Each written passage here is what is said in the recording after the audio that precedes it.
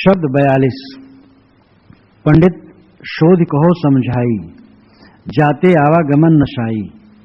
अर्थ धर्म और काम मोक्ष को कौने दिशा बसे भाई। उत्तर के दक्षिण पूरब के पश्चिम स्वर्ग पताल की माही।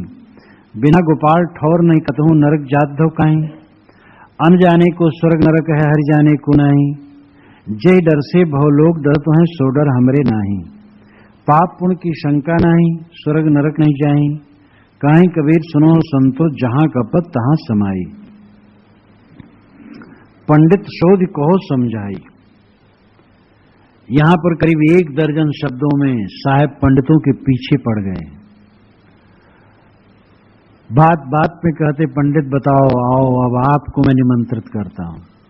सबको कहते हैं, पहले संतों में शुरू किए हैं शब्द में। संतो देखत जग बवराना, और खूब कहा है संतो भक्त सदो गुरानी, संतो जागत नीर न कीजे। फिर उन्होंने रामुरा कहा, फिर भाई कहा, योगी योधु, सबको कहते रहते साहब यहां पंडितों को कहते हैं। आए पंडित, पंडित नाम विवेकवान, जिसकी बुद्धि पंडा हो पंडित। सत्यासत्य विवेकिनी बुद्धि पंडा है, जिसकी बुद्धि सत्य और असत्य का विवेक करती वो पंडित है। लेकिन रूढ़ रूप में पुरोहित पंडित है, पुथी पत्रा बांचने वाला पंडित, विद्वान पंडित है और पुरोहित पंडित है। सबका अर्थ है इसमें, सबका अर्थ लगता है। पंडित शोध करके हमें समझाओ।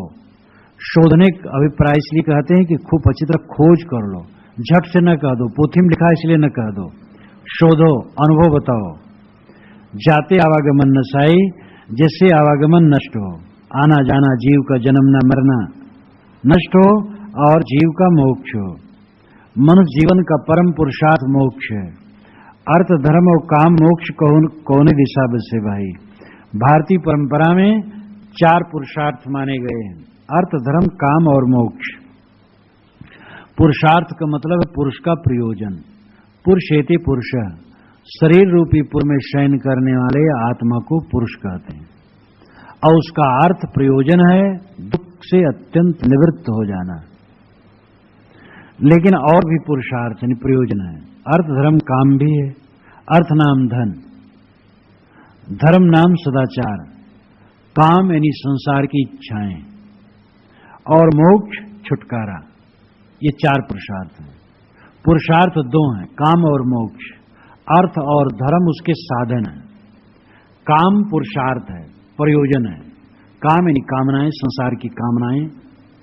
संसार की शुद्ध कामनाएं तो पूरी होनी चाहिए, खाना चाहिए, पीना चाहिए, घर में रहना है। तबीयत खराब हो जाती है, चिकित्सा की जरूरत है, और ये सब के लिए काम धंधा करना पड़ता है। तो काम यानी कामनाएं, संसार की जो उचित कामनाएं हैं वो जायज है, अनुचित नहीं। और उसका साधन है अर्थ। धन से ही भोजन मिलेगा, धन से कपड़ा मिलेगा, धन से मकान मिलेगा, धन से चिकित्सा होगी। इसलिए उसको झुठलाया नहीं जा सकता है। तो जो काम है यानी संसार की जो आवश्यक कामनाएं हैं, आवश्यकताएं हैं समझ लो, वो पुरुषार्थ है, प्रयोजन है, और अर्थ उसका साधन है। अंतिम पुरुषार्थ मोक्ष, छुटकारा। ये जो मन दौड़ते दौड़ते थक गया है, विश्राम पा जाए।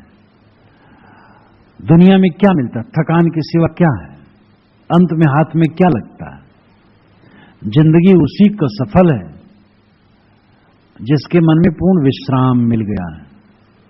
तो ये मोक्ष पूर्ण विश्राम है, और इसका साधन है धर्म।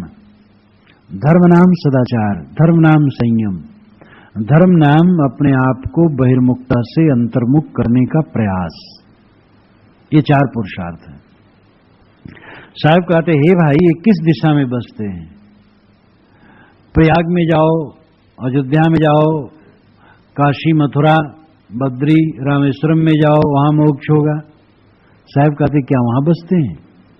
पूरब के पश्चिम, उत्तर के दक्षिण, उत्तर के दक्षिण, पूरब के पश्चिम स्वर्ग पताल की माही। ये 4 पुरुषार्थ उत्तर में बसते हैं कि दक्षिण में, कि पूरब में, कि पश्चिम में, कि स्वर्ग में, कि पाताल में। कहां बसते हैं? क्या चारों पुरुषार्थ बाहर होते हैं कहीं? ये तो मनुष्य के शरीर में होते हैं। कामनाएं मनुष्य के शरीर में है। अब एक कामना जो निरर्थक, उसको तो त्यागना है, लेकिन जो उचित कामना है, आवश्यक, वो शरीर में है और उसको पूर्ण करना होगा। जीवन गुजर की चीजें लेना होगा और उसके लिए धन कमाना होगा। कमाई भी तुम्हारे शरीर से होगी और मोक्ष भी इसी में है। वासना का त्याग मोक्ष है और उसके संपादित करने के लिए धर्म भी इसी शरीर में है, विवेक से संयम करना। तो अर्धधर्म काम मोक्ष चारों पुरुषार्थ इस शरीर में ही, बाहर नहीं। जो पंडित लोग बताते हैं वहां जाओ मिल जाएगा, हां, सदगुरु संतों की जरूरत है।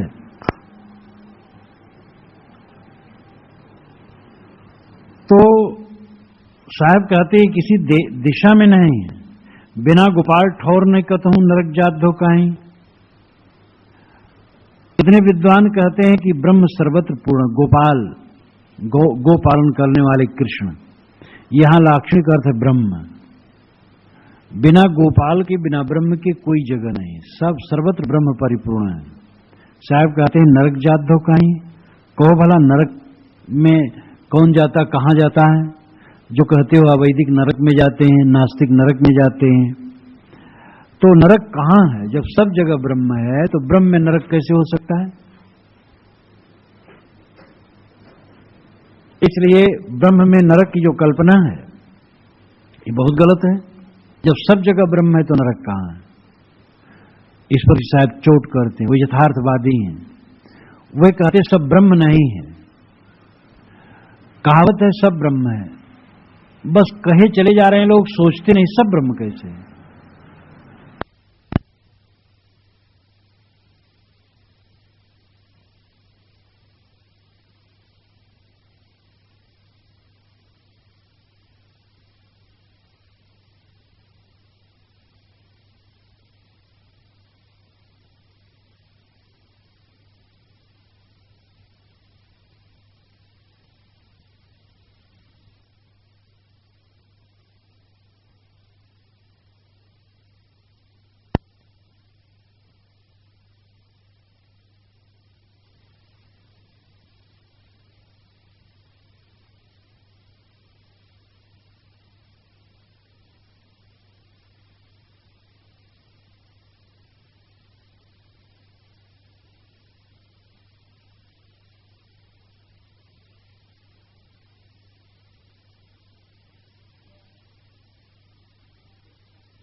क्या है तो उसका अर्थ समझना होगा। जैसे जलम ब्रह्म, अन्नम ब्रह्म,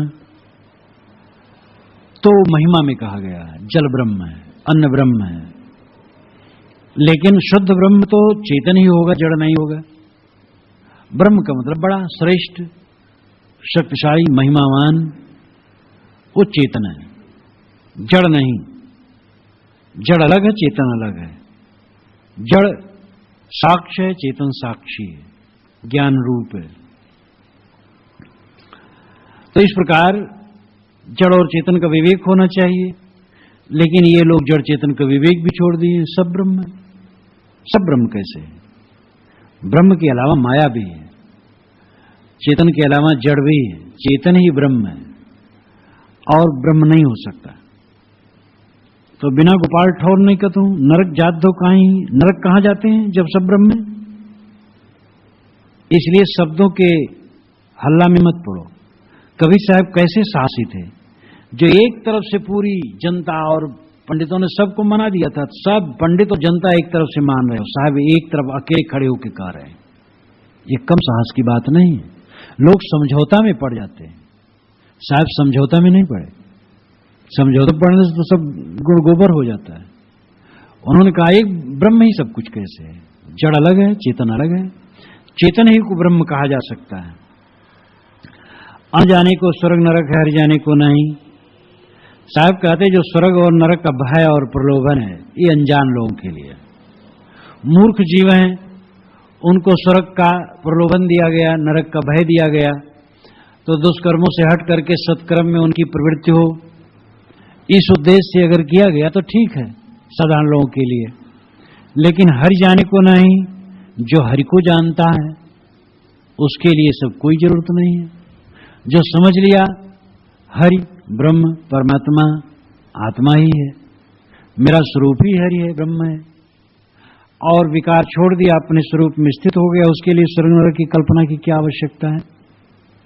तो जिसने हरि समझ लिया, ये समझ लिया कि आत्मा ही परमात्मा है, उसके लिए स्वर्ग नरक की कल्पना की कोई आवश्यकता नहीं। पाप पुण्य की शंका नहीं, स्वर्ग नरक नहीं चाहिए। पाप और पुण्य की भी शंका, जय डर से भवलोक डरत हैं, सो डर हमरे नहीं। साहब कहते जिस डर से भवलोक संसार के लोग डरते हैं वह डर हमें नहीं। संसार के लोग किस डर से डरते हैं? पुरोहित अगर शाप दे देगा तो हमारा नाश हो जाएगा। पुरोहित जो कहता न मानेंगे तो हम नास्तिक हो जाएंगे। साहब कहते ये डर हमें नहीं, हम सत्य के अनुसंधाता हैं, हमें निर्भ्रांत समझ है, हम शास्त्र के चक्कर में नहीं पड़ते। शास्त्र ठीक है, लेकिन विवेक छोड़ करके शास्त्र के पीछे नहीं पड़ते। हमें ये नास्तिक होने का डर नहीं है। नास्तिक कमजोर लोग दूसरे को नास्तिक कहते हैं।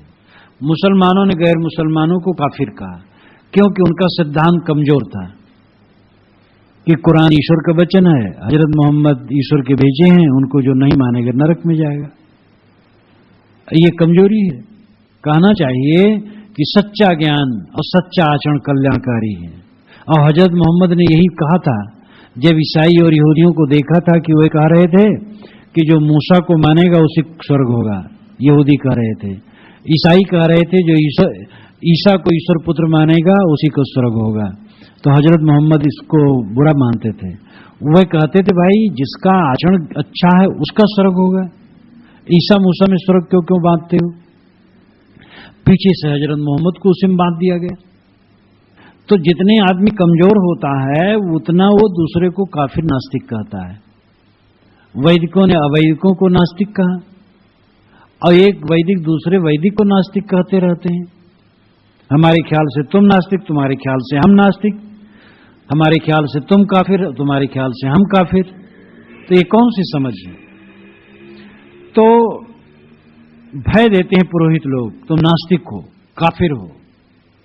जो लोग दूसरे को बहुत काफिर कहने के घमंड में रहते हैं उनको समझना चाहिए दूसरे लोग उनको नास्तिक कहते हो, मलेच्छ कहते हैं। और जो दूसरे को मलेच्छ और नास्तिक कहते हैं उनको अपना घमंड दूर करना चाहिए, क्योंकि दूसरे लोग उनको काफिर कहते हैं। तो ये तो अज्ञान है, न कोई काफिर है न कोई नास्तिक है। जो कुफ्र है वही काफिर है, जो बुराई वही काफिर है, जो गंदगी है वही नास्तिकता है। तो अनजाने जय डर से भवलोक डरते हैं। जिस धमकी से, पुरोहितों की धमकी से भवलोक संसार के लोग डरते हैं वो डर मुझे नहीं है। मुझे कुछ डर नहीं, कोई काफिर कहता है कि नास्तिक कहता है। मैं अपने आप को ठीक से जानता हूं कि मैं क्या हूं।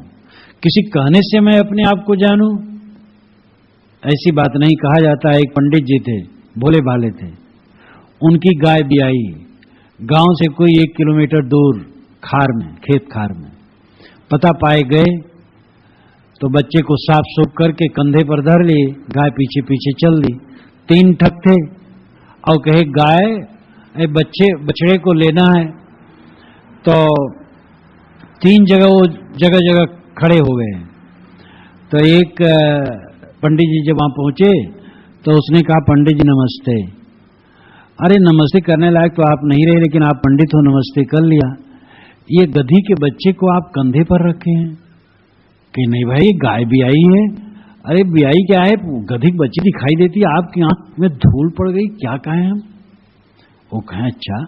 उतार करके धरे देखे, कहे गाय की बच्ची है भाई, ये गधी तो नहीं है। फिर कंधे पर धर लिया, चल दिए। बीच में एक मिला, कहे पंडित जी मैं नमस्कार आपका कैसे करूं?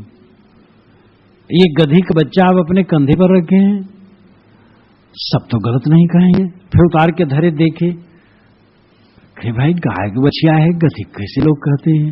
आगे बढ़े, तीसरा मिला, कहे पंडित जी मैं आपको तो नमस्कार बिल्कुल नहीं कर सकता, आप पंडित होकर के गधी का बच्चा आप कंधे पर रखे हैं। उन्होंने कहा सब झूठ नहीं कह सकते, उतार करके नीचे धर दिया, चल दिए, बच्चे छोड़ दिए। ये कहानी है, ये सच भी हो सकती है, झूठी भी हो सकती है, लेकिन भावुकों की दशा यही है। भावुक लोग किसी कारण से मान लेते हैं।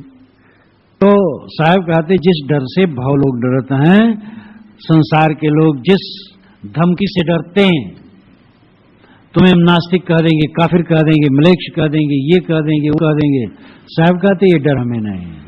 जो मैं हूं, मैं अच्छी तरह से जानता हूं कि मैं क्या हूं और कौन हूं। तो यही डर से भाव लोग डरते हैं, सो डर हमारे नहीं। पाप पुण्य की शंका नहीं, स्वर्ग नरक नहीं जाई। साहब कहते पाप पुण्य की भी हमें शंका नहीं है। पुरोहितों से नहीं पूछना है कि पाप पुण्य क्या है। पुरोहितों से पूछे, धर्म शास्त्रों से पूछे तो पाप पुण्य की स्थिति खराब हो जाएगी।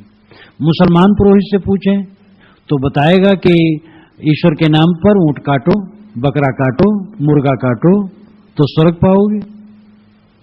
हिंदू पुरोहित से पूछे तो यज्ञ के नाम पर तमाम पशु वध बताएगा, देवी देवता के नाम पर पशु वध बताएगा।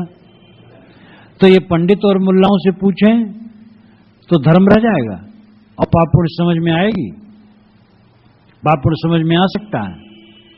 धर्म शास्त्रों से पूछें तो धर्म शास्त्र ही बताएंगे कि अमुक जात वाले अछूत हैं, अमुक वर्ग वाले अछूत हैं, और ये बहुत गलत हो जाएगा। तो धर्म शास्त्रों से जो पूछेगा पाप पुण्य की बात, वो घोटाले में पड़ जाएगा। मैं धर्मशास्त्रों से पाप पुण्य नहीं पूछता हूं, न पुरोहितों से पूछता हूं, क्योंकि पाप पुण्य के विषय में मुझे शंका ही नहीं है। मेरी अंतरात्मा बताती रहती पाप क्या है, पुण्य क्या है। हमारी अंतरात्मा जिसके लिए रोग करती है, हम समझ जाते हैं पाप है। जिसके लिए प्रसन्न होती है, हम समझ जाते पुण्य है। जिसमें अपना और दूसरे का कल्याण है, वो पुण्य है। जिसमें अपना और दूसरे का अकल्याण है, वो पाप है। तो पाप पुण्य जानने की हमें शंका नहीं है। हमें शंका नहीं पाप क्या है, पुण्य क्या है। और पुरोहितों से जानो और पोथियों से जानो, पाप पुण्य साफ है, जो अंतरात्मा हरदम बताती रहती है, जिसको अंतरात्मा की आवाज कहा जा सकता है। स्वर्ग नरक नहीं चाहिए। साहब कहते हैं हमें स्वर्ग नरक में भी नहीं जाना है। हम जानते हैं कि मन मलिन हो जाए तो नरक है और मन शुद्ध है तो स्वर्ग है।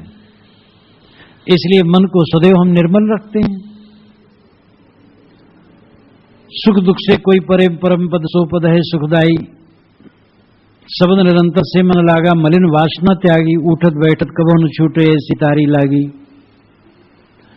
तो यहां तो मलिन वासना त्यागी, मन की मलिनता ही नरक है और उसका परित्याग कर दिया। मन पवित्र है तो हरदम स्वर्ग में है। और हमें स्वर्ग नरक की क्या चिंता है। कहीं कबीर सुनो संतो, जहां का पद तहां समाई।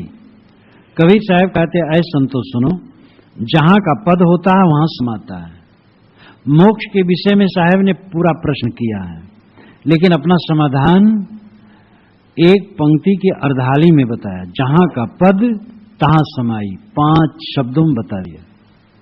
मोक्ष कहां, पूर्व पश्चिम उत्तर दक्षिण नहीं है, किसी तीर्थव्रत में नहीं है, स्वर्ग पताल में नहीं है, पोथी पुराण में नहीं है। मोक्ष तो जहां का पद तहां समाता है। हर वस्तु अपने अधिष्ठान में स्थित होती है। पानी की तरंग कहां स्थित होगी, पानी में। तरंग को पानी छोड़ करके स्थित होने का दूसरा अवलंबन नहीं है। घट कहां स्थित होगा, पृथ्वी पर। हमारा शरीर कहां स्थित होगा, पृथ्वी पर। सूरज की किरण कहां स्थित होगी, सूरज में। हर पदार्थ अपने मूल में स्थित होती है, अलग नहीं। जहां का पद तहां समाई, पद नाम स्वरूप। हमारा स्वरूप हमें अपने स्वरूप में स्थित होगी, अपने स्वरूप में ही विश्राम मिलेगा। हमारा जो स्वरूप है हमें उसी में विश्राम मिलेगा। हमारा अधिष्ठान, हमारा आश्रय स्थल, हमारा परम धाम, हमारा अपना स्वरूप है, अपनी आत्मा है। तो मोक्ष अपने आप में ही, अपने आप में स्थित होने से है। साहेब साहेब सब कहे मोह यदेशा, और साहेब से परिचय नहीं बैठोगे कि ठोर। साहेब कहते सभी तो साहेब साहेब कहते हैं, साहेब परमात्मा श्रेष्ठ भगवान। लेकिन साहेब कहते हैं कि साहेब से तो परिचय तुम्हें है नहीं, कहां बैठोगे। जो सबका साहेब है वो कौन है?